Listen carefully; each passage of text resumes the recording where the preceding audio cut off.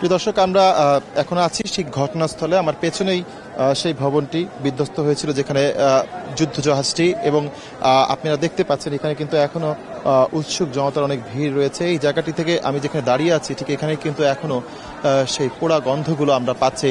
সেই গন্ধটি কিন্তু আমরা এখন পর্যন্ত পাচ্ছি, এখান থেকে বের হচ্ছে। অনেকে এখানে আসছেন, দেখছেন এখানকার পরিস্থিতি কি, এগুলো দেখছেন। এরই মধ্যে সকাল 10:15টার কিছু সময় পর এখানে দুই উপদেষ্টা এসেছিলেন।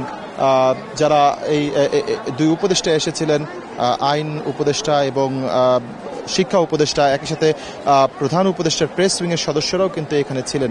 তো তাদেরকে কিন্তু অবরুদ্ধ করে রেখেছিল শিক্ষার্থীরা। তাদের 6 দফা দাবি শিক্ষার্থীরা জানিয়েছে, এবং সেই 6 দফা দাবির মধ্যে রয়েছে তারা তারা তারা দ্রুত এই ঘটনায় কতজন প্রকৃতপক্ষে মারা গেছে সেই হিসাবটি কিন্তু তারা চাচ্ছে। তারা বলছে যে সরকার যে সংখ্যাটি দিচ্ছে সেই সংখ্যার চাইতে এখানে অতিরিক্ত এখানকার যারা রয়েছে অতিরিক্ত শিক্ষার্থী মারা গেছে। আমরা দেখছি এখানে একটি অস্থির পরিস্থিতির সৃষ্টি হয়েছে। সম্ভবত উপদেষ্টারা এখান থেকে বের হওয়ার চেষ্টা করছেন। শিক্ষার্থীরা তাদেরকে অবরুদ্ধ করে রেখেছিল এখানে।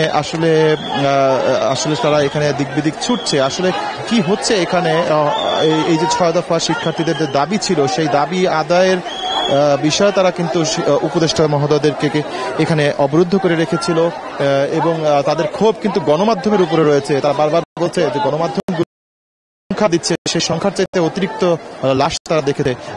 আসলে এখানে সরকারের বরাত দিয়ে যেই তথ্যটি দেয়া হচ্ছে সেই তথ্যটিকে তারা কোনোভাবেই বিশ্বাস করতে চাইছে না, এবং এখানকার শিক্ষার্থীরা কিন্তু ব্যাপক ক্ষুব্ধ।